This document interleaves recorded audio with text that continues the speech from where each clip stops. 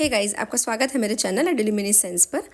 आज की वीडियो में हम बात करने वाले हैं सिलेबस की। ये सिलेबस होने वाला है MPESP फार्मासिस्ट एग्जाम का। मैं जानती हूँ एग्जाम आने में अभी बहुत ही कम दिन बचे हुए हैं, लेकिन ऐसे कई सारे टॉपिक्स हैं जो आपको एंड मोमेंट पर रिवाइज करने ही चाहिए।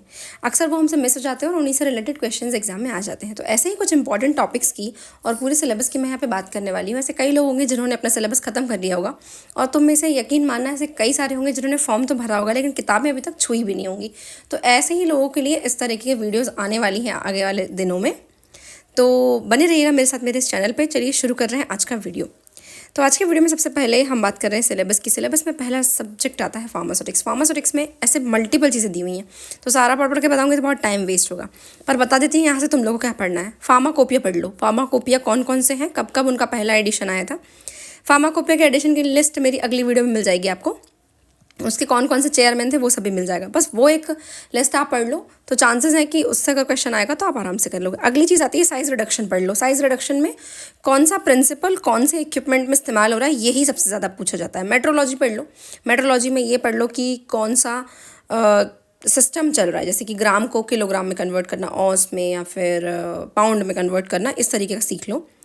इसके अलावा टी स्पून, टेबल स्पून, ये वाले मेजरमेंट। अगला इसके बाद आप पढ़ लो आइसोटोनिक सॉल्यूशन कौन कौन से होते हैं। ब्लड के आइसोटोनिक सॉल्यूशंस पढ़ लीजिए। उसके बाद में एक्सट्रैक्शन का टाइप पढ़ लीजिए, और यहाँ से आपको पढ़ लेना चाहिए नेक्स्ट डिस्टिलेशन से क्वेश्चंस बनते हैं। और हाँ, ये जो इम्यूनोलॉजिकल वाला पार्ट है ना, इम्यूनोलॉजी वाला, ये पूरा पढ़ लो। वैक्सीन, सेरा, टॉक्सोइड, सारा पढ़ लो, ये बहुत इंपॉर्टेंट है। और आखिर में आ जाता है टैबलेट और कैप्सूल। तो टैबलेट कैप्सूल तो आपको जो भी आप डोसेज फॉर्म में पूरा पढ़ते हैं, लैकमैन वाला, वो आप पूरा पढ़ लीजिए। इतनी चीज़ें आपको क्लियर करनी है इसमें से, है ना। और बाकी आप इसमें से छोड़ सकते हैं क्योंकि उनमें से इतना क्वेश्चंस नहीं आते हैं। अगला टॉपिक आ जाता है फार्मास्यूटिकल केमिस्ट्री। ये ना बी फार्मा में फर्स्ट सेमेस्टर की जो इनऑर्गेनिक केमिस्ट्री है ना, वही है। ये बहुत इजी है। इसको देखने से ऐसा लगेगा कि शायद ये टफ हो सकती है, पढ़ने में मज़ा नहीं आएगा, पर सिंपली इसमें से क्या पढ़ना है वो बता देती हूँ। इसमें ना जैसे लिखा हुआ है एंटासिड, या फिर इसमें लिखा हुआ एंटीऑक्सीडेंट, तो ये जो सारी चीज़ें हैं ना, बस इनके एग्जाम्पल पढ़ लो कि कौन सा जो कंपाउंड है ना वो इसमें इस्तेमाल हो रहा है एज XYZ ड्रग, है ना। बस इतना पढ़ लो, यही आता है और कुछ नहीं आता। जैसे कि सलाइन परगेटिव, तो कौन से ड्रग्स है जो सलाइन परगेटिव की तरह यूज़ होती हैं, बस इतना पढ़ लो। इसके अलावा इंट्रासेलुलर, एक्स्ट्रासेलुलर, इलेक्ट्रोलाइट वगैरह पढ़ लीजिए। नेक्स्ट अगर बात करूँ इसमें कि रेडियो एक्टिविटी की, तो रेडियो एक्टिविटी से कभी कभार क्वेश्चन आते हैं, फिर भी आप एक बार रिवाइज कर सकते हैं। ये बहुत छोटा सा टॉपिक है, आपका 1 से 2 दिन में ही आराम से कर सकते हैं अगर आप लग के पढ़ेंगे तो। अगला आ जाता है कोग्नोसी के अंदर आपको पढ़ना रहेगा। वैसे तो इसमें बहुत सारी चीज़ें हैं पढ़ने के लिए, लेकिन फिर भी जो बेसिक इम्पॉर्टेंट चीज़ें हैं, पहले तो आप पढ़िए टेस्ट, एल्केलॉइड्स और जो ग्लाइकोसाइड्स हैं, और साथ में वोलेटाइल ऑयल्स भी, इन तीनों के टेस्ट पढ़ लीजिए। और ग्लाइकोसाइड और एल्केलॉइड तो पढ़ना ही पढ़ना है। इसके बाद में आपको इसमें कुछ स्पेसिफिक ड्रग्स दी गई है। उन ड्रग्स में से इम्पॉर्टेंट ड्रग्स हैं जैसे कि belladonna, ashwagandha, ephedra, opium, cannabis, nux vomica, रवॉल्फिया।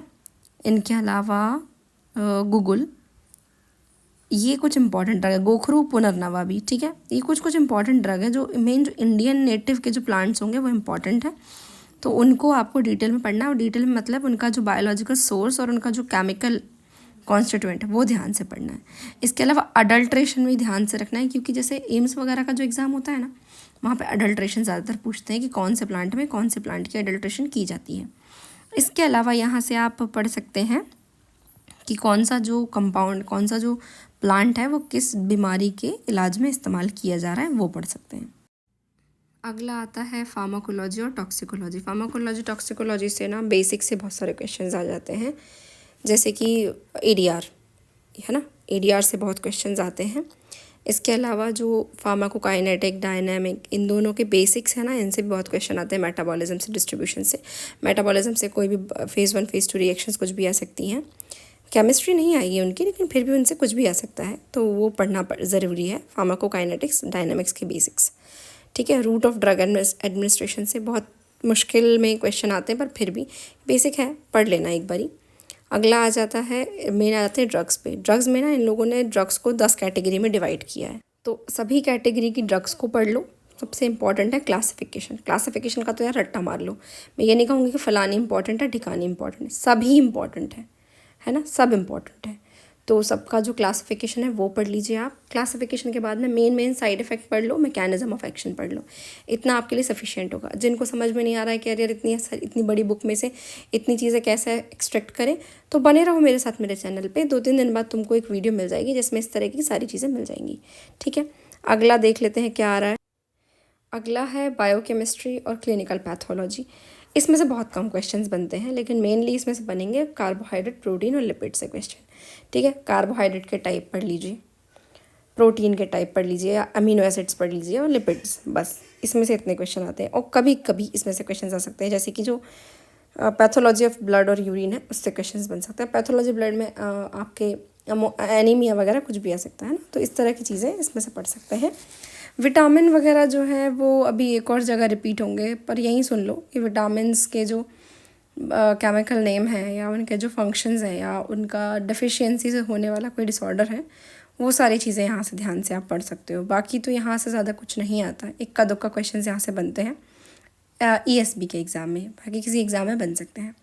अगला आता है एनाटॉमी फिजियोलॉजी। इसमें आपकी बॉडी के जो मेन बॉडी सिस्टम है उनकी बेसिक चीज़ें पढ़ लीजिए। मेनली आप एंडोक्राइनोलॉजी पढ़ लो। एंडोक्राइनोलॉजी में कौन सी ग्लैंड से कौन सा हार्मोन सीक्रेट होता है ये अच्छे से पढ़ लो, ये सबसे ज़्यादा इंपॉर्टेंट है। सेल ऑर्गेनल्स में कौन सा ऑर्गेनल किस काम में आता है वो पढ़ लो। रेस्पिरेटरी सिस्टम में जो वॉल्यूम्स होती हैं ना, टाइडल वॉल्यूम वगैरह, वो सारी वॉल्यूम्स अच्छे से पढ़ लो। और ब्लड कोगुलेशन या ब्लड में कौन कौन से कंपोनेंट होते हैं, कौन से कंपोनेंट का क्या काम होता है, ये सब पढ़ लीजिए। इतने में आपका काम हो जाएगा। इसके अलावा हाँ, ब्रेन में भी आप फंक्शंस प्रॉपरली पढ़ सकते हैं। इतने में मुझे लगता है आपका काम हो जाएगा। और बाकी शॉर्ट नोट्स आपको मिल जाएंगे अपकमिंग वीडियोज़ में, तो बने रहना मेरे साथ मेरे चैनल पर। और अगर हाँ ऐसी वीडियो चाहिए तो सब्सक्राइब ज़रूर कर देना। डिस्पेंसिंग में बहुत सारे क्वेश्चन बनते हैं, जैसे कि लेबलिंग से सबसे ज़्यादा क्वेश्चन बनेंगे। लेबलिंग से भाई किस तरीके के प्रोडक्ट में कौन सी लेबलिंग होगी, है ना। अगला क्वेश्चन बन सकता है इनके एक्सिपिएंट से, किस तरह के डोसेज फॉर्म में कैसा एक्सिपिएंट रखे जाते हैं। डेंटल से बहुत सारे क्वेश्चंस बनते हैं। और एक्सिपिएंट में आपको एक एग्जांपल दे सकते हैं कि TiO2 किस तरह का एक्सिपिएंट है, पता होना चाहिए, ओपेसिफायर है। इस तरह से क्वेश्चन आ सकते हैं, तो उस हिसाब से इनकी बेसिक हेडिंग्स पढ़ लीजिएगा, और नहीं तो आगे आने वाली वीडियोज़ में आपको इनकी डिटेल्स मिल जाएगी। ठीक है, अगली आ जाती है फार्मास्यूटिकल केमिस्ट्री 2। इससे पहले केमिस्ट्री 1 जो कि इनऑर्गेनिक केमिस्ट्री थी कंप्लीटेड, ये वाली जो है मेडिसिनल केमिस्ट्री एक्चुअली।